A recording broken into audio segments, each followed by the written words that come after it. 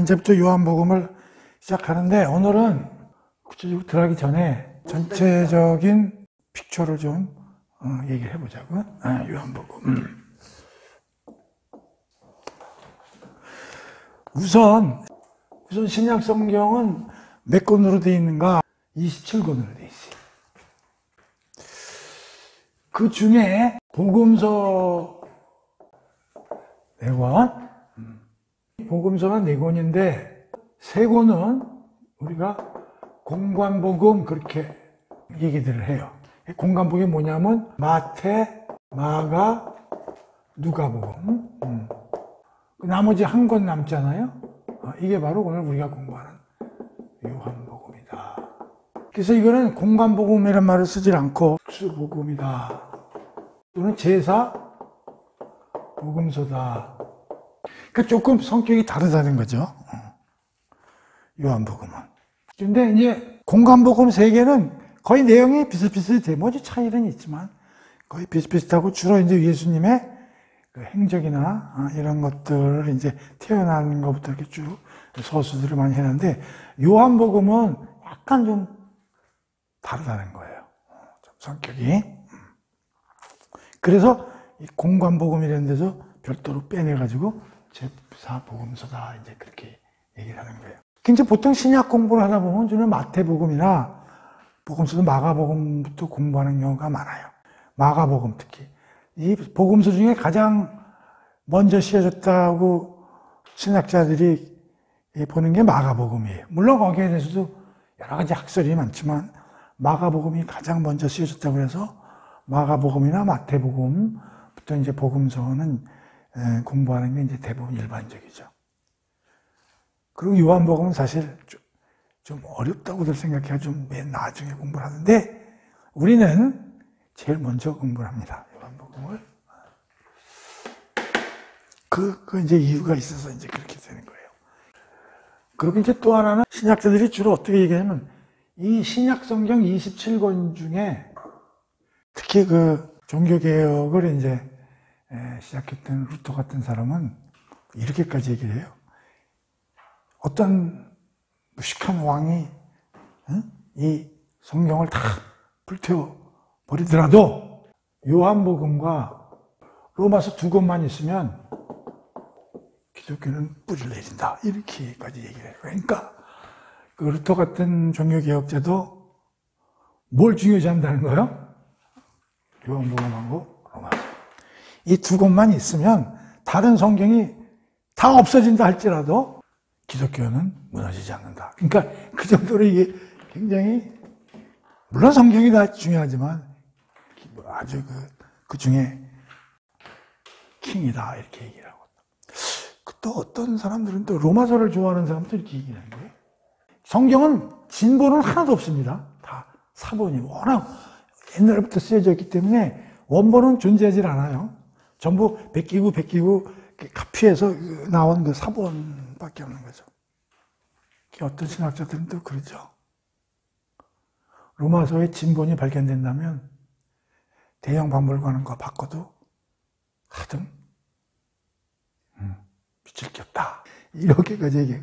요한복음도 뭐 신약 성경이 로마서도 있고 뭐 요한복음도 있고 마태복음도 있고 뭐 여러 가지 27권이나 되는데 왜 요한복음을 공부를 먼저 하느냐. 그 이유가 있는 거예요. 첫 번째 공부해야 하는 이유. 우리가 이제 창세기를 이제 공부했는데 우리가 구약에서는요 하나님이 많이 나와. 하나님. 그러니까 뭐 여호와 하나님 그다음에 무슨 무슨 하나님이 많이 나온다고. 그래서 이제 구약 공부를 한 사람들, 구약을 많이 이제 읽은 사람들은 하나님에 대해서는 어느 정도 이제 구약에 계속 하나님 얘기가 많이 나오니까 하나님은 뭐 이런 분이구나. 하나님은 뭐 계시나 보다. 이렇게 이제 이해를 하는 거예요. 그런데 굉장히 중요한 게 있어요. 하나님이 어떤 분인가. 그 앞에 우리가 세계관, 가치관 공부할 때도 거기에 초자연적인 존재가 있다, 없다 이렇게 이제 구분을 우선 하는데 아니 신은 존재하지 않는다 이렇게 믿는 사람들이 있어요. 그리고 또 신, 있을 수 있다. 이렇게 크게 두 파로 나뉠 수가 있단 말이에요. 그러니까 신은 없다고 생각하는 사람들은 그런 쪽으로 이제 생각하면 되는데. 자, 근데 신은 있다고 생각하는 사람들이 또 많아요. 근데 그 사람들한테 신이 무엇이냐고 물으면, 대답을 잘 못해. 글쎄요, 있긴 있어요, 뭔가. 근데 꼬집어서, 난 꼬집어서 얘기할 수는 없지만, 선생님도 한번 살아보니까 신 같은 어떤 초자연적인 존재가 있는 것 같지 않아요? 이렇게. 근데 그게 구체적인 줄 잘 몰라. 그래서 하나님이라는 존재에 대해서는 없다, 있다, 이렇게 믿는 두 가지 부류가 있고, 또 있다에서도 글쎄 있긴 있는데 그게 어떤 힘이나 어떤 파워나 이런 종류 아니겠어요? 요건 뭐냐면 비인격적이라는 얘기예요. 그러니까 그 어떤 신이라는 초자연적인 존재가 우리 같이 말을 하고 울고 웃고 이런 인격적인 어떤 그냥 힘, 무시무시한 이 우주를 움직이는 어떠한 비인격적인 힘, 이렇게 생각하는 사람들이 대부분이고, 또 이게 인격적이다. 아니야. 그 신들은 생각도 있고 우리하고 소통도 하고 그런 하나님이야 라고 생각하는 사람도 있는 거예요. 그럼 성경의 하나님은 어떤 하나님은 이쪽에 들어가는 하나님이겠죠. 인격적인 하나님. 그런데 성경 공부를 하다 보면 이 인격적 하나님이 설명하기가 대단히 복잡하다고. 그래서 기독교를 믿는 사람들이 하나님에 대해서 너무너무 힘들어하는 거예요. 이 하나님이 그냥 성부 하나님 하나만 있으면 편해. 그래, 구약에는 어떤 거 하나님 한 분, 이게 편한데 성경을 읽어보면 희한한 거야. 성경 안에 성부 하나님만 있는 줄 알았더니 아니, 성자 하나님도 있고 하나님의 아들 얘기도 나오고 성령 얘기도 그냥 막 멘붕이 드니까 아니 이게 도대체 뭐야, 그러면 세 사람인가? 막 이렇게 얘기를 하는 거야. 그런데 구약만 공부한 사람들은 성경 공부로 창세기 공부하면서도 거기 하나님의 천사는 문맥을 봐가지고 어떨 때는 진짜 천사고 어떨 때는 예수님을 가리킨다 이렇게도 아니 그럼 도대체 너무 어려운 거예요. 그러면 성부 하나님은 뭐고 그러면 성자 하나님은 또 뭐고 이게 어떻게 되는 건가, 이게 어려운 거예요. 근데 성경을 공부를 해보면 이 하나님이 어떤 하나님이냐면 삼위일체 하나님이라고. 이 삼위일체라는 말은 성경에는 안 나옵니다. 그냥 사람들이 공부하다가 보니까, 성경을 읽다 보니까 성경의 하나님은 삼위일체 하나님이구나. 여기 일체는 삼위가 일체다, 하나다, 이런 얘기예요. 그러니까 삼위 하나다, 이런 얘기예요. 이게 참 수학적으로 보면 이상하죠? 삼위 하나다. 삼위 곧 일이다. 삼위, 위격이라는 얘기거든. 삼위격인데, 위격이 있는 하나님이 있는데, 그게 전부 일체다, 이런 얘기예요. 그게 여기서부터 멘붕이 오는 거예요. 그래서 이 삼위일체 하나님을 어떻게 설명해야 되는가? 굉장히 어려운 거예요, 사실은.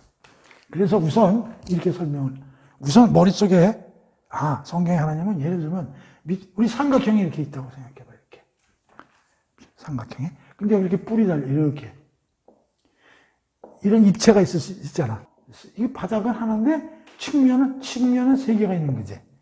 그러니까, 일체란 말이야. 하나. 근데, 이렇게 보면, 면은 세 개. 이게 정확히 삼위일체를 설명하는 건 아니지만. 그래서 삼위일체라는 건 뭐냐면, 이제 성부, 성자, 성령을 얘기하는데, 성경 66권을 들여다봐도, 이거를 구체적으로 그래도 이해가 되게 설명하는 66권이 거의 없어요. 성자 얘기도 나오고 성령 얘기도 나오고. 그런데 요한복음을 공부 열심히 하면 정확히 삼위일체에 대해서 이해할 수 있다. 그래서 요한복음을 공부해야 돼요. 요한복음을 공부를 해놔야 어렵지만 다른 성경들을 볼 때 하나님 얘기 나와도 이렇게 순수 이해가 잘 되지, 성부, 성자, 성령에 관련해 삼위일체 하나님에 대한 개념이 안 잡힌 상태에서 성경 공부만 다른 거 딜이 해봐야 멘붕이 오고, 하나님 그런가 봐, 그냥 믿으라니까 믿지, 이렇게밖에 안 된다, 이런 얘기예요. 그런데 요한복음에는 성부와 성령에 대해서 그나마 다른 성경 65권에 비해서 자세히 써져 있다 이거예요. 그래서 요한복음을 먼저 공부하는 거예요. 근데 공부하기가 어렵다는 거예요. 다른 서신서나 다른 복음서에 비해서 요한복음이 공부하기가 어렵다는 거예요. 그러니까 처음부터 안 가르치고 또 뒤에 가르치는 경우가 많이 나온다는 거예요. 그러나 어렵더라도 처음부터 요한복음을 공부를 해야 된다. 이걸 극복해야 진짜 내가 어떤 하나님인지를 알게 되고 다른 성경을 봤을 때도 편안하게 읽을 수 있다. 그런 얘기예요. 특히 이 성자를 우리는 요한복음에서는 하나님의 아들로 표현이 되는데 사람들이 그래요. 아, 하나님의 아들을라? 그럼 하나님 부인도 있나? 응? 아, 그런 소리 할 수도 있는 거죠. 그러면 하나님의 아들이 예수라면 하나님이 그럼 우리 직급상 한 레벨 높은 거 아니야, 천수가. 그러면은 삼위일체가 아니지 않나? 하나님이 있고 그 아래 단계에 우리 초자연적인 존재지만 그 아래 단계에 예수님이 있는 거 또 이렇게 생각할 수도 있단 말이에요. 근데 여기서 우리가 잘 알아야 되는 게 하나님의 아들이라고 성경에 표현된 것은 그러니까 성자 하나님이 하시는 롤이 설명을 하는데 우리 같은 인간한테 그게 아버지와 아들 간의 관계에 비추어 설명하면 그래도 좀 이해하기가 쉽기 때문에 이런 표현을 쓴다는 것도 알아야 돼요. 근데 요한복음에는 하나님의 아들이라는 표현이 잔뜩 나오기 때문에 우선. 그런데 특히 이 예수님이 돌아가시고 나서 특히 예수님에 대해서 말들이 많은 거예요. 예수님 사후에. 물론 돌아가시기 전에도 예수님이 나는 하나님의 아들이라고 그랬을 때 여러분 하나님의 아들? 그때도 사람들이 멘붕에 온 사람들이 많지만 특히 사후에 말들이 많은 거예요. 무슨 말들이면 예수님이 그럼 하나님의 아들이면 신적인 존재 아니야? 신적인 존재다. 신이네? 또 어떤 사람은 근데 또 나사렛에서 태어났다며. 그럼 인간이네? 그러면 신이야 사람이야? 신이야 사람이야? 이거 가지고 사람들이 그냥 또 멘붕이 오는 거야. 어떤 사람은 그럼 반신 반이니까. 또 어떤 사람은 신은 이 땅에 내려와서 인간 세계에 섞일 수가 없어. 그러니까 신은 맞는데 이 세상에서 다닐 때는 현현 그러니까 진짜는 아닌데 사람처럼 행동을 하고 다니는 사람이지 진짜 이 세상에 있는 사람은 아니야. 그렇게 생각하는 사람도 있는 거예요. 그래서 이게 대해서 말이 많은 거예요. 그러니까 아까도 얘기했지만 로마서와 이제 요한복음 두 개만 있으면 기독교의 뿌리는 무너지지 않는다고 이제 막 얘기들을 한다고 그랬는데 그 로마서는 사도 바울이라는 사람이 있었고 사도 바울은 27권 중에 13권이나 썼어요. 신약성경 2분의 1을 사도 바울이 썼고 사도 요한은 5개를 썼어요. 요한복음하고 요한계시록 그다음에 요한 1, 2, 3서 물론 요한 1, 2, 3서는 양은 작아요. 그러니까 신약 27권 중에 사도 바울이 13권 요한이 5권을 썼다. 그러니까 두 사람이 거의 신약 성경을 거의 그냥 대표하다시피 하는 거죠. 그러니까 신약 성경 요한 신학과 바울 신학이 대표가 딱 두 개가 있는데 근데 재미있는 게 뭐냐 두 사람의 스타일이 좀 달라요. 사도 바울은 굉장히 논리적이야. 그러니까 내가 굉장히 좀 논리적인 사람이라 나하고는 난 요한보다 사실은 사도 바울이 더 맞아. 사도 바울은 요 얘기를 하다가 그다음에 이게 뭘까? 그러면 그게 딱 귀신같이 그 주제를 머리에 이미 생각하고 또 싹 풀어나오고 이런 그런 아주 논리적인 딱 스텝 바이 계단을 올라맞추는 것 같은 사도 바울은 그런 문체로만 있었고 사도 요한은 약간 감성적이야. 어떻게 보면 사도 바울은 좀 이성적이고 요한은 좀 감성적이라고. 이렇게 붕붕 떠. 그래서 공부하기가 굉장히 어려운 게 요한 쓴 게 공부하기 굉장히. 왜냐하면 들어가가지고 빈틈을 들어가가지고 비트윈 더 라인을 읽어야 되는 게 굉장히 많은 거예요. 요한이 썼기 때문에. 예를 들어서 난 저거 사랑스러워. 그러면 사도 바울은 왜 사랑스러울 수밖에 없는지 그 이유를 차곡차곡 설명한다고. 그러니까 이해하기 쉬운데 요한은 막 사랑스러워. 왜? 그냥 몰라. 이유도 없어. 그러니까 사람들이, 약간 사천이라 그러나? 그러니까 그 틈을 비집고 들어가가지고, 왜 요한이가 그런 말을 썼는지를 이해를 좀 하려고 노력을 해야 되기 때문에 굉장히 어려운 거야. 그래서 요한이 쓴 서신서들이 굉장히 좀 어렵습니다. 이렇게 논리적이라기보다는 퉁퉁 튄다고. 그런데 이제 사도 요한이 나이가 들고, 이건 제 생각이에요. 이제 죽을 때가 얼마 안 남고, 사도 요한이 나이가 제일 어렸다고, 12제자 중에. 제일 어린 것 같은데. 자기마저 죽으면 예수님 가방을 들고 다니는 일대 그룹의 제자들이 이제 다 사라지게 되는데, 여기에 대해서 이렇게 말들이 많은 거야. 뭐, 신이냐, 아니냐, 뭐. 그러니까, 야, 이거 좀 어떻게 정립을 좀 해야 되지 않겠나. 해서 쓴 게 요한복음이다. 이런 얘기. 한번 찾아보세요. 그 요한복음 20장에 보면, 사도 요한이 20장에 보면, 왜 요한복음을 썼는가에 대한 그 목적을 밝히고 있어요. 20장 30절, 31절이 있네요. 이 책을 기록한 목적을 보면 예수께서 제자들 앞에서 이 책에 기록되지 아니한 다른 표적도 많이 행하셨으나, 그러니까 예수님이 많은 이적과 기적을 행하셨는데 그 중에 요한복음에 쓴 거는 그 중에 실렉트해서 일부분만 썼다는 얘기인데, 오직 이것을 기록함은 너희로 예수께서 하나님의 아들 그리스도이심을 믿게 하려 함이요. 뭐라고요? 예수님께서 뭐요? 하나님의 아들 그리스도. 하나님의 아들이며 and 그리스도. 요게 20장 30절이라고 그랬죠? 목적을 뭐라고 밝혔냐면 하나님의 아들이라는 거야. 그러니까 신적인 존재라는 거죠. 그러면서 뭐요? 그리스도라는 거예요. 이게 한 낱말이 아닙니다. 이렇게 붙은 거예요. 그리스도는 메시아의 다른 말. 똑같은 말이에요. 메시아나 그리스도란 말이에요. 구원자라는 뜻. 기름 부은 자, 구원자라는 뜻이야. 그러니까 예수는 하나님의 아들이면서 신의 아들이면서 우리를 구원해주는 구원자. 이것을 사람들이 엉뚱한 소리들을 많이 하니까 이거를 알리기 위해서 요한복음을 썼다고 요한이 설명을 하고 있는 거예요. 그러니까 그게 뭐냐면 여기를 잘 알아야 삼위일체 하나님이 어떤 거고 하나님이라는 존재가 어떤 존재인가를 명확히 알 수 있는 거예요. 그래서 요한복음을 공부해야 된다. 그럼 성령 하나님은 어떻게 되느냐? 성령 하나님은 이미 요한복음에서 예수님이 성령에 대해서 자세히 13장 이후에 써놓으셨어.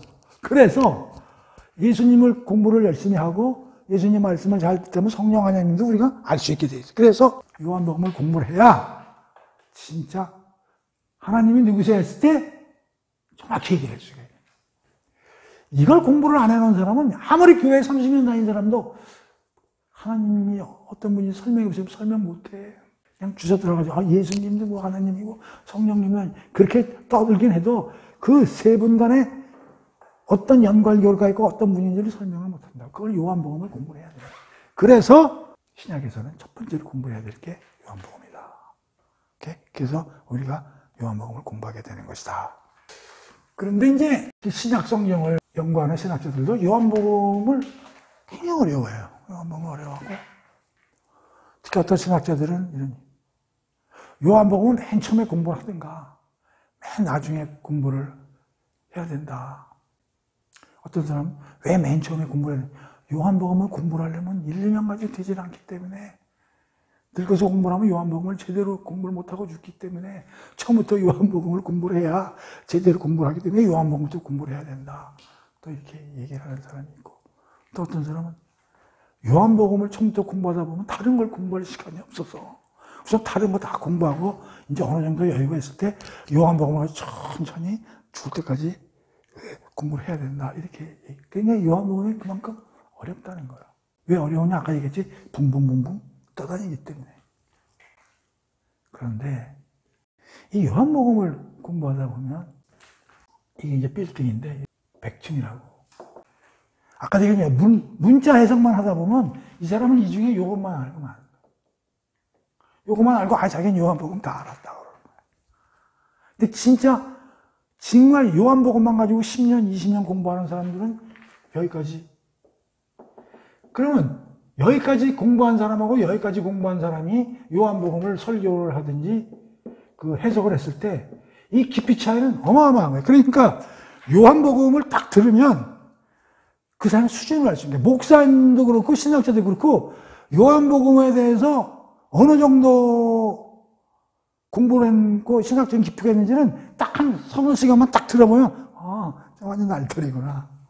이거 진짜 상당히 그 내공이 있으신 분이 금세 알 수가 있어. 그러니까 함부로 요한복음을 어디 가서 써들면 안 돼, 사실은.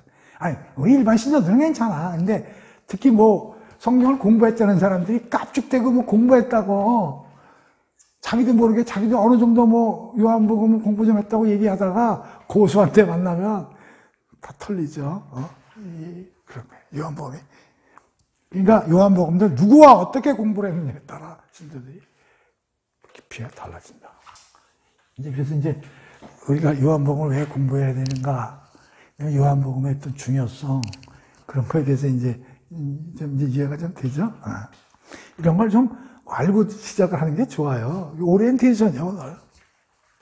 그런데, 참 재미있는 게, 이 요한복음에 대해서는 말이 많고 탈이 많은 성경이다.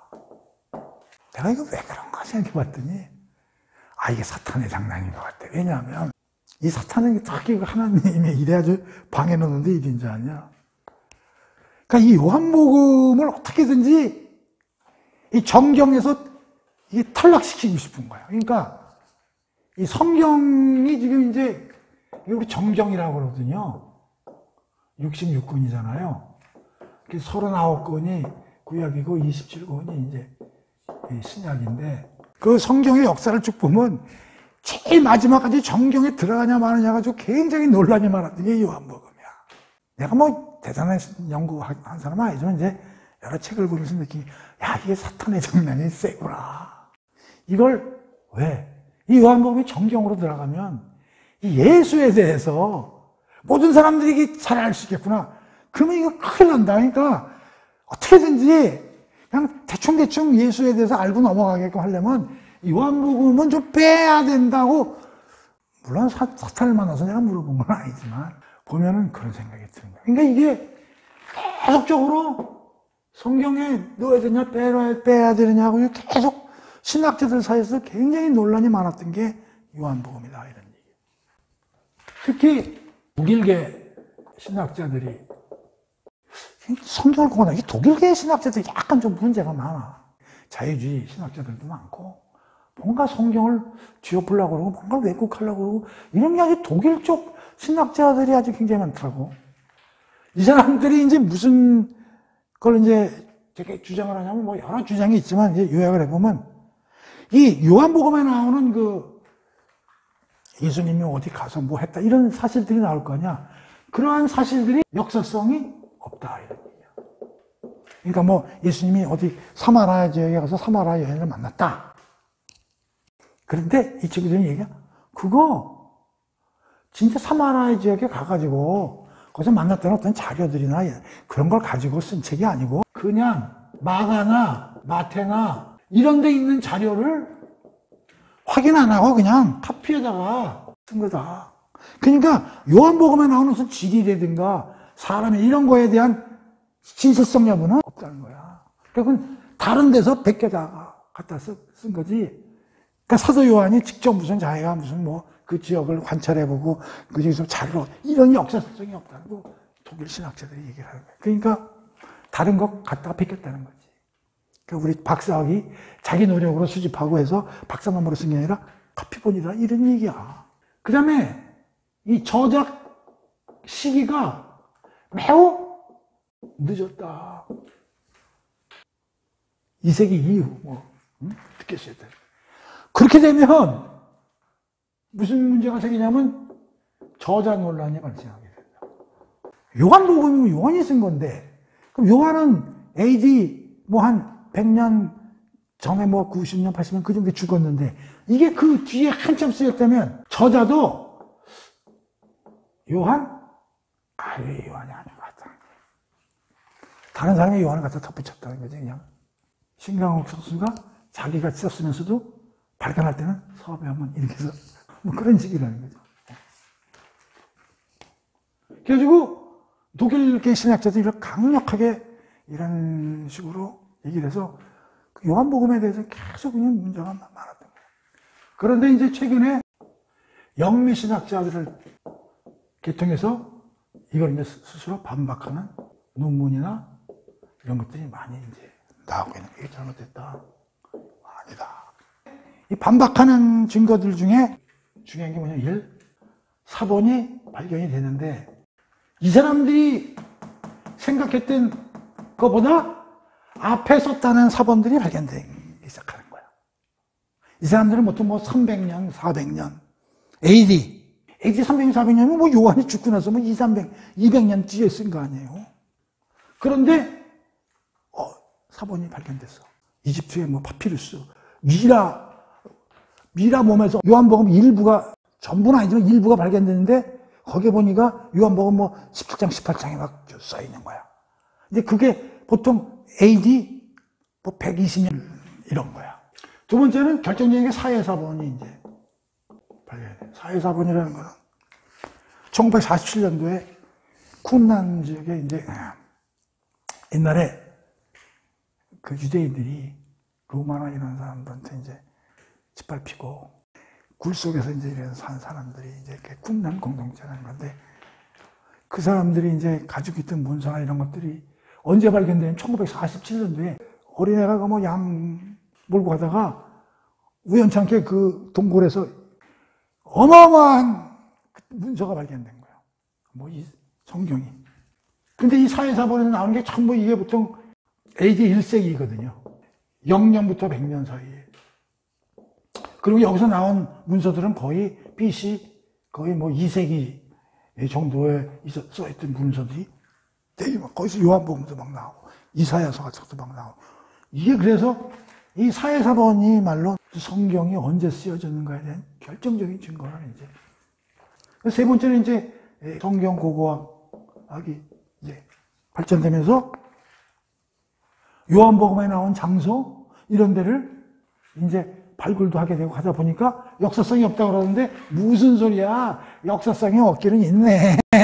이게 요한복음에 나온 거 지역 있네. 뭐 운물 있네. 뭐 이런 식이 되는 거야. 이런 식으로 인해서 오히려 역사성 있다. 그거 발달을. 제작식이 또 사회사본이나 이런 걸 통해서 아니다. 오히려 어떤 학자들은 요한복음이야말로 복음서 4개 중에 제일 먼저 쓰이기 시작했는데 탈고가 좀 늦어져서 좀 늦어진 거지 스타팅은 제일 먼저 쓰인 게 요한복음도 있었다. 또 그렇게 이제 주장하는 학자들도 그렇게 주장하려면 그 학자는 나름대로 어떤 자료를 가지고 얘기를 하겠죠. 저자 논란은 이제 뭐냐면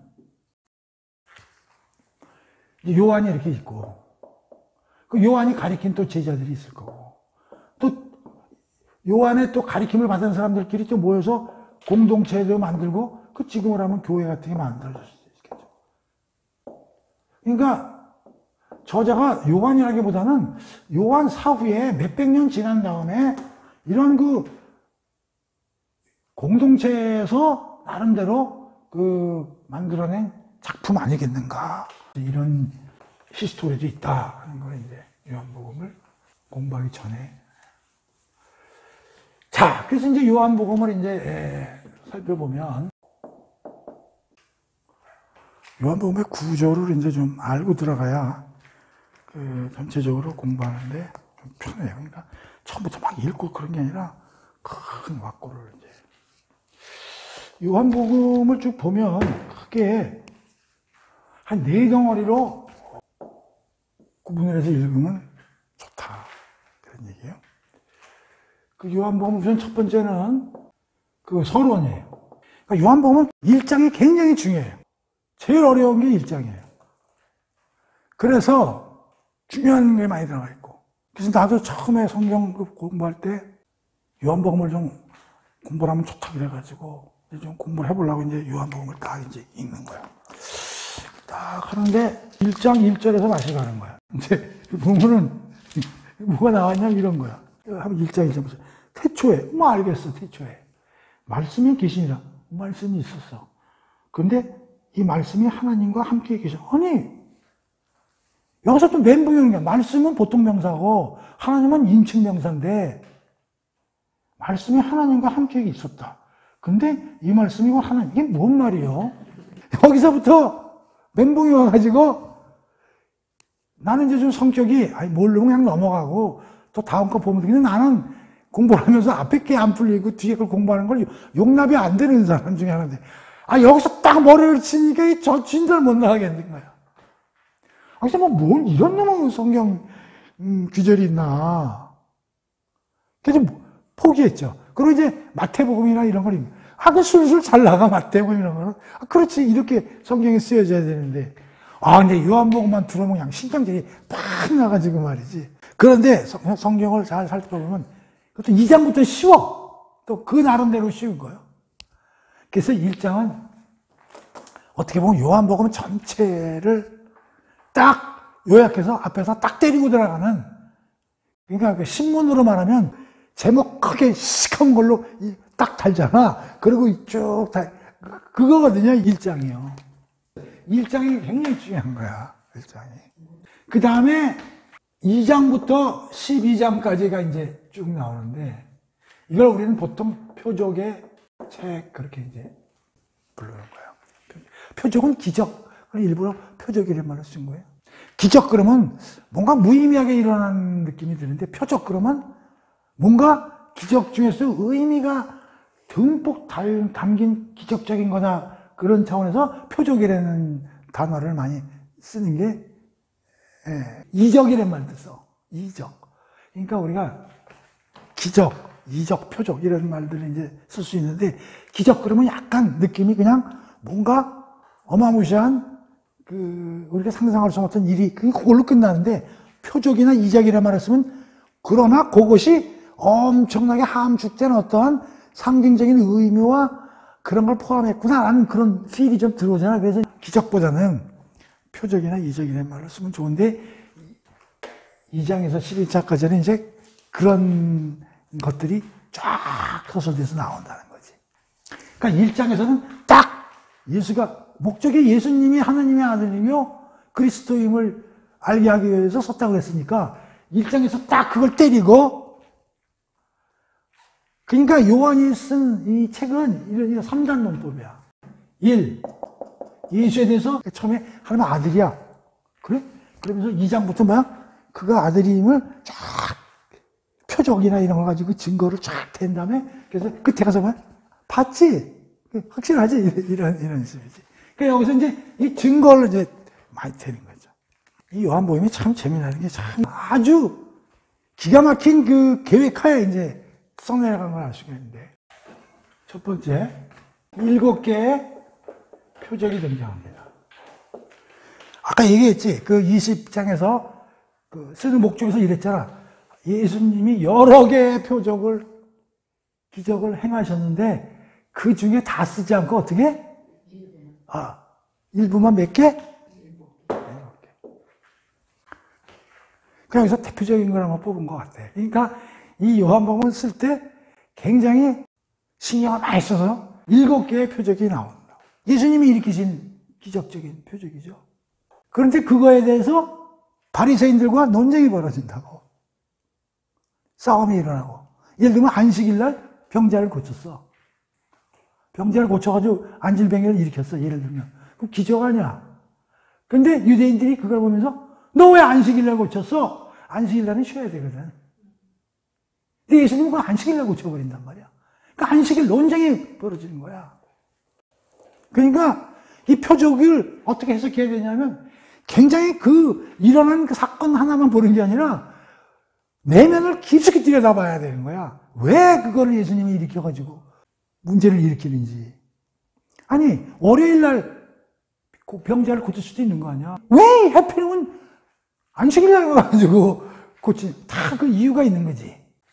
그래가지고 7개의 표적을 통해서 보여주면 유대인들이 여기에 대해서 오해를 하고 반발을 하지. 그럼 이거에 대해서 다시 해석을 해주고 예수님이 제대로 된 걸 설명을 해주고 이런 식의 이제 쫙 논제로 나와. 그래서 이제 7개의 표적이 나오는데 7개의 표적이 뭐냐면 첫 번째, 가나 지역에서 혼인잔치가 벌어지는데 여기서 물을 예수님이 포도주로 바꾸는 표적이 나와. 이게 이제 어디 나오냐면은 2장, 이건 2장 1절에서 11절까지인데 이런 일을 이제 예수님이 하시는 일이 나오는 거야. 그게 의미는 그때 가서 공부하면 되고. 두 번째는 고관의 아들, 높은 사람의 그 아들이 아픈데 아들을 이제 치료해주는 이게 이제 4장 46절에서 50절에 이제. 그 다음에 이제 세 번째를 뭘 고치냐면 베데스다 연못에 앉아서 38년 된 안질뱅이가 이제 안질뱅이한테 어떻게 써? 그냥 니은이야? 안진뱅이 치료하는 게 아니라 5장 1절에서 15절까지. 그래서 베데스다 연못이 있는지 없는지 고고학자들이 밝혀내니까 있는 거야, 있는 거야. 그래가지고 역사성이 있는데 왜 이 새끼 없다고 그러냐고 또 싸우고 그러는 거야. 아까 무슨 말인지 알지? 그 다음에 오병이어 나오는 거야. 오병이 뭐예요, 여기서? 요 병은 떡을 얘기하는 거야. 그러니까 5개의 떡과 2마리의 생선으로 5,000명을 먹였다 이런 얘기야. 이게 6장 1절에서 15절까지. 그 다음에 이제 예수님이 물 위를 걷다. 이제 이게 나오는데 이게 6장 16절에서 이제 21절. 이거에 대한 의미는 이제 다 그때 가서 공부할 거야. 그 다음에 그 소경, 눈먼 소경을 치유하는 또 이제 표적을 예수님이 행하시는데 이게 9장 1절에서 42절까지. 그 다음에 나사로를 부활. 죽은 자를 살려. 11장. 그래서 몇 개예요? 1, 2, 3, 4, 5, 6, 7. 그 예수님이 7개, 이런, 요한복음 공부하다 보면 이런 7개의 표적이 쓰여져 있는 거야. 이게 다 의미가 있는 거야. 근데 이거 가지고 계속 누구하고 붙냐면 유대인하고 계속 예수님하고 말싸움을 하게 되는 거야. 그 얘네들이 잘못 해석하는 걸 하나님이 예수님이 이런 7개의 표적이 이제. 그럼 왜 7이라는 숫자가 요한복음에 아니야? 우리가 얘기했지. 성경에서 7이라는 숫자가 중요하다. 3 더하기 4. 3, 4, 12. 3은 뭐야? 하늘은 3을 숫자로 의미한다고 했어요. 성부, 성자, 3. 땅은 동서남북 4. 그래서 3하고 4를 더하면 7이고 곱하면 10이야. 그래서 성경은 7과 11이라는 숫자가 굉장히 많이 나와. 7과 12는 뭐야? 완전수라는 거야. 10, 100, 1000 이건 충분한 숫자라고 얘기하는 거고. 오케이? 그래서 7이라는 숫자가 굉장히 많이 나온다고. 딱 7개, 8개 할 수도 있고 9개 할 수도 있고 5개 딱 7이 나오잖아. 그 다음에 요런 이제 표적이 가지고 이제 설명이 되는데 두 번째는 뭐냐면 이제 또 여기서 예수님이 나는 뭐다. 그러니까 영어로 말하면 I am 뭐뭐 보호죠. 나는 무엇이다 가지고 7가지를 또 스스로 예수님이 나는 뭐라고 얘기하는 거야. 첫 번째는 나는 생명의 떡이다. 두 번째는 나는 빛이다. 세 번째는 나는 양의 문이다. 여기서 양의 문은 그 양들 있잖아요. 양들이 들어가는 그 입구라 이런 얘기. 그 다음에 나는 선한 목자다. 그 다음에 나는 부활이요 생명이다. 또 하나 나는 길이요 진리요 생명이다. 또 하나는 나는 포도나무와 가지다. 하나, 둘, 셋, 넷, 다섯, 여섯, 일곱 가지. 2장에서 12장은 1장에서 누구라고 딱 못을 박아놓고 하나하나 예수님이 하나님의 아들이요 메시아임을 요한이 이러한 표적과 그때 장소에서 나는 뭐라고 예수님이 밝히는 인물 이런 거를 다 통해서 쭉 증거를 해가지고 쭉 설명을 해나간다 이런 얘기야 요한복음이. 근데 딱딱 7개로 딱 이렇게 오열을 맞춰가지고 이렇게 딱 요한복음이 서술되어 나간다. 오케이? 지금 크게 4덩어리라고 그랬잖아요. 이제 3덩어리는 이제 들어가는데 아이고, 이걸 지워야 되나? 지워도 되겠죠? 네. 그래서 공부하기 전이라도 재밌어 보여요? 내가 일부러 그 에피타이저로 지금 메인 디시 전에 지금 좀 맛을 땡기려고 하는 거야. 처음부터 할 수도 있지만 지금 이제 끌어들여야 되잖아. 인류 셰퍼즈의 3부가 나오는 거예요. 우리는 3부를 우리 영광의 책 그래. 아까 둘은 표적의 책이래. 이게 모양 13장부터 20장까지. 그런데 이 3부에서부터 예수와의 그 대화하는 상대가 바뀝니다. 그러니까 2부까지는 주로 논쟁이 많이 나와. 예수님과 내가 누구다. 나 이게 표시하면서 걔들하고 계속. 그 뭐냐면 예수가 계속 자기들을 누구라고 알리는데 애들이 계속 진도를 놓는 거야. 특히 바리새인 뭐 이런 애들이 계속 기냐 아니냐 계속 논쟁으로 해서다가 13장에서는 딱 이제 안 믿는 애들은 제끼고 누굴 대상으로 대화가 벌어지냐면 제자들. 이제 저것들은 이제 끝났어. 이제 끝나고. 쟤들은 그냥 싸움만 할 수는 없잖아. 예수님이 오셔가지고. 뭔가 가르칠 게 있잖아. 진짜 제대로. 그러니까 그게 시작된 거예요. 첫 번째는 이제 믿는 자, 특히 제자들을 대상으로 이제 진짜 설교를 하는 거야. 구원이 뭐고, 하나님 나라가 뭐고, 이런 걸. 이걸 우리는 다락방 설교 그래. 몇 장부터냐면 13장부터 16장까지야. 두 번째는 17장인데 대제사장적 기도. 이게 유명한 거야. 뭐냐면 다른 모든 복음서에도 예수님이 기도했다는 얘기는 있는데 하나님께 기도한 내용이 적혀 있는 건 아무 데도 없어. 딱 여기 혼자만 있어. 요한복음 17장에만 있는 거야.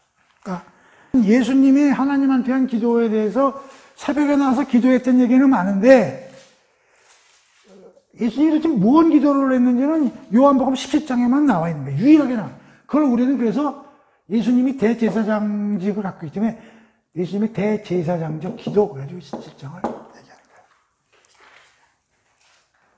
거예요. 모든 신학자들이 이 17장이야말로 세계 최고의 기도문이다 이렇게들 얘기하는 거죠. 예수님이 하나님한테 얘기하고. 여기는 세 부류에 대해서 얘기해. 자기에 대해서 하나님께 기도하고, 제자들에 대해서 하나님께 기도하고, 예수를 믿는 그런 신도들을 위해서 하나님한테 예수님이 기도하는 그 세 개의 파트로 나눠서 17장에 쭉 되어 있는데, 그건 뭐 그때 가서 공부하는데, 이제 이걸 다락방 설교 또는 무슨 고별사, 뭐 이제 이렇게 얘기하고. 드디어 이제 여기서는 뭐냐면, 이제 체포되고, 재판, 죽음, 이런 게 이제 18장에서 20장까지 이제 일어나는 거죠. 그런데 재미나는 게 다른 복음서와 달리 요한복음은 이게 슬픈 장면이지만 이걸 영광의 순간으로 표현을 한다는 거죠. 예수님의 고난을 받고 막 이러잖아요. 그걸 영광적인 걸로 표현한다. 요한복음. 그래서 이거를 어떤 사람들은 이렇게 표시해. 예수의 영광 받음과 아버지께로 돌아감. 이렇게 세 파트로 13장, 16장, 17장, 18장, 24장. 그 다음에 마지막으로 결말이죠. 결말이라고 해서 부록, 에필로그. 부록. 이거는 프롤로그. 아까 1번은 프롤로그, 이건 에필로그. 이게 몇 장? 21장에서 예수가 베드로를 불러서 선교 명령을 내리는, 복음의 선교 명령을 내리는 21장으로 이렇게. 자, 그래서 요한복음은 이렇게 구성이 되어 있다. 이런 얘기예요. 크게 네 덩어리로 구성되어 있고. 이런 걸 짜임을 딱 알고 성경을 읽는 거하고, 요한복음을 전체를 보는 거하고, 그냥 처음부터 들어가가지고 하면은 거하고는 다르죠? 그래서 오늘 요한복음은 크게 네 덩어리로 되어 있다. 요한복음의 그 목적, 왜 공부해야 되는가, 그 요한복음에 대한 신학계의 그동안의 동향, 요한복음의 구조, 이런 거에 대해서 오늘 했는데, 오늘은 이 오리엔테이션은 여기까지로